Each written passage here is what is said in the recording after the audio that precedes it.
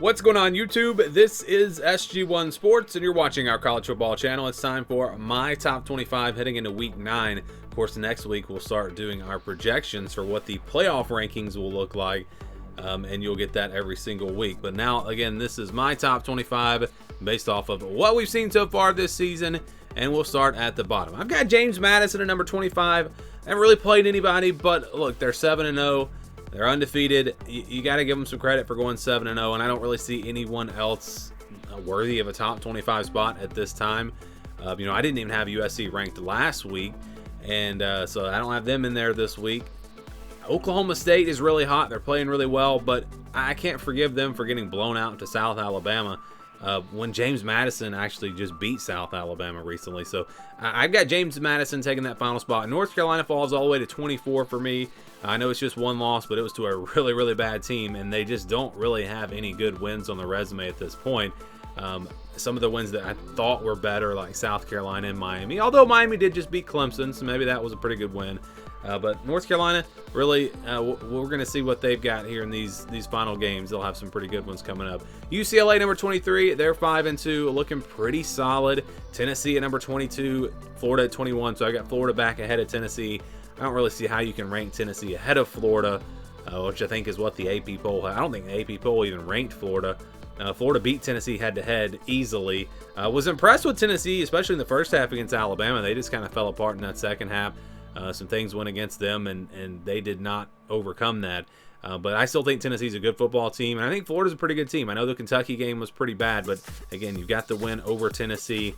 They played Utah pretty tough on the road in the first game of the year, made so many mistakes, and still didn't get blown out in that game. And I'm telling you, Utah's a good football team, and that's a tough place to play. So I've got Florida and Tennessee ranked at 21 and 22, and then ahead of them, I've got Air Force at number 20. They're 7-0, undefeated, looking good so far. I haven't played anybody great, but they've got a better resume than James Madison, and so I've got them up at number 20. Tulane at number 19, only loss coming to Ole Miss, and they played them tough without Michael Pratt, so they deserve to be ranked in my opinion, and they continue to move up as long as they continue to win. I've got Duke at number 18. Didn't really drop them. I thought they played really well against Florida State on the road. And Riley Leonard going down, if he doesn't get hurt, a good chance they win that game, or at least it's much closer. So I was really impressed with Duke. I'm not going to penalize them for that performance. I've still got them at 18. Notre Dame at 17 because of the head-to-head win, and same thing with Louisville beating Notre Dame. I think Notre Dame in the AP poll might be ahead of Louisville. I don't really look at the AP poll much when I do my rankings, but I think that's what I saw, which makes no sense to me. Notre Dame has 2 losses. Louisville only has 1. Louisville beat them head-to-head. I know it was a bad loss against Pittsburgh, but still, I think Louisville still deserves to be ranked ahead of Notre Dame at this point.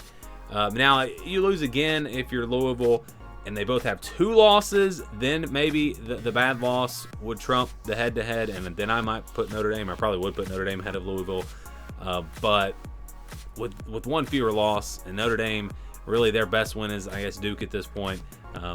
I think you have to keep it this way. So that's 16 through 20. Next we go 11 through 15. I've got Missouri at number 15, just kind of sneaking around. I guess I've been accused of maybe underrating this team a little bit. Look, they're a good team. I don't know that they're going to beat Georgia and Tennessee. And even the rest of their schedule, they could lose even 3 more games. So I think Missouri's a good football team, but I'm not ready to really put them in that playoff conversation at this point. Now, if they beat Georgia, then things change. Then Missouri becomes a real deal in the SEC. But at this point, I got to see them against Georgia. But still a good football team, a top 25 team, no doubt about it. And they continue to climb up to 15. LSU beat them head-to-head. They're 1 spot ahead. It's 6-2. And you look at their losses coming to Ole Miss and Florida State, 2 top 11 teams in my rankings. So I'm not going to penalize them too much. Even with the 2 losses, they played a tough schedule. Utah at 13, Oregon State at 12. 2 teams that are pretty solid. They are 6-1. Got some pretty good wins. Loss was not horrible for either team. So I've got them just ahead of LSU. And Ole Miss at number 11. Went on the road, survived against Auburn. Their win over LSU obviously is big. The Alabama game, they didn't play great in that game, and I'm telling you, if they had brought their A game in that one, I think they would have had a shot, and things would look a lot different for the Rebels right now. Just not a good performance against Alabama, and they're definitely paying for that. Now, if they win out, if they beat Georgia, are we going to talk about Ole Miss potentially in the college football playoff without winning the SEC? I think it's possible. I think they could get up there, but obviously beating Georgia is going to be really, really tough. I think they also have Texas A&M and they'll have Mississippi State.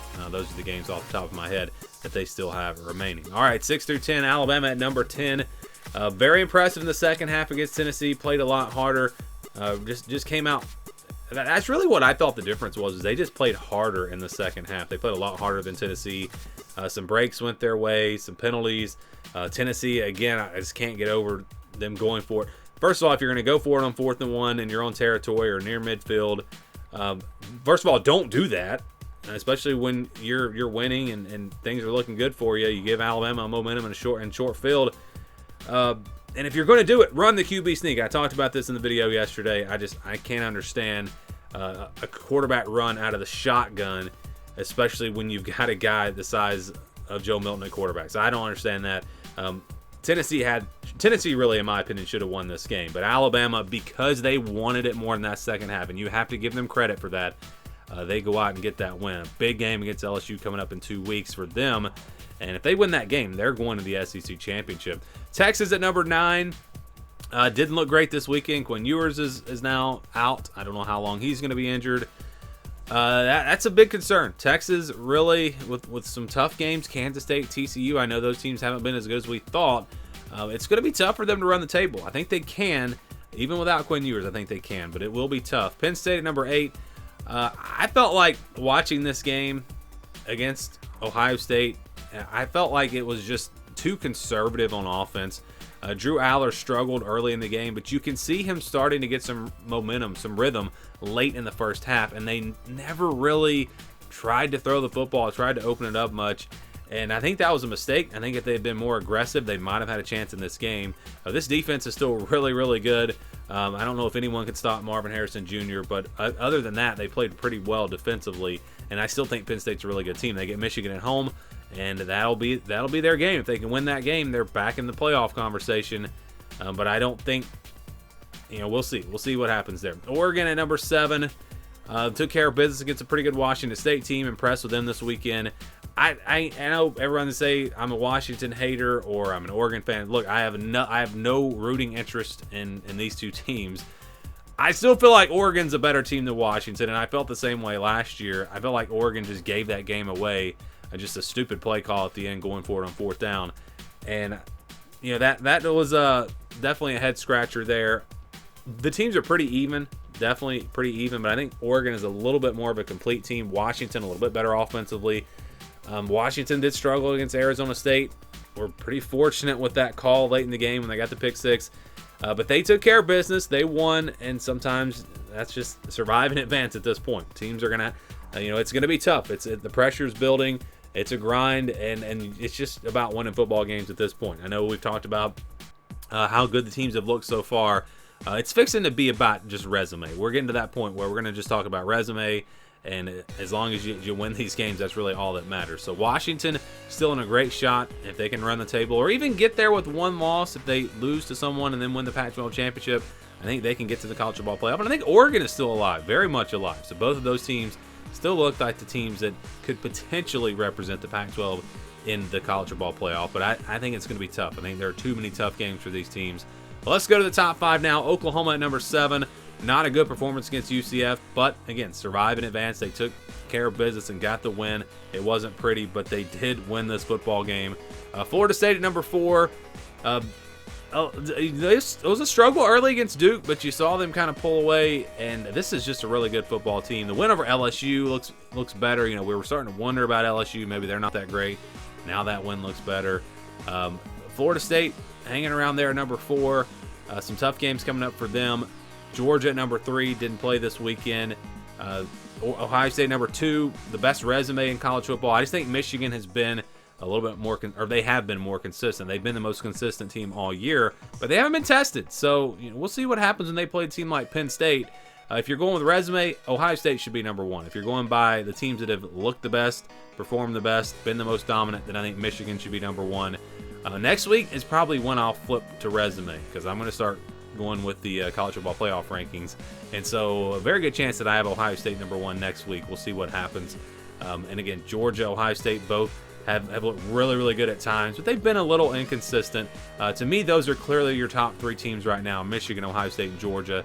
And then there's a bit of a gap to Florida State, Oklahoma, Washington. Those teams maybe haven't been quite as impressive. And for Georgia, I know there have been some games where they've struggled, but you know what they have, and you've seen it when they turn it on, how good they can be. And that's really kind of what I'm judging them by. So that's my top 5. I'd love to get your top 5. Give me your whole top 25 down in the comments below, and give me your thoughts on my top 25. As again, we are going to the final weekend here before the first college football playoff rankings, and the season's going to be over before you know it. So enjoy it while it lasts. Thanks for watching, and stay tuned for more here on the SG1 Sports College Football Channel.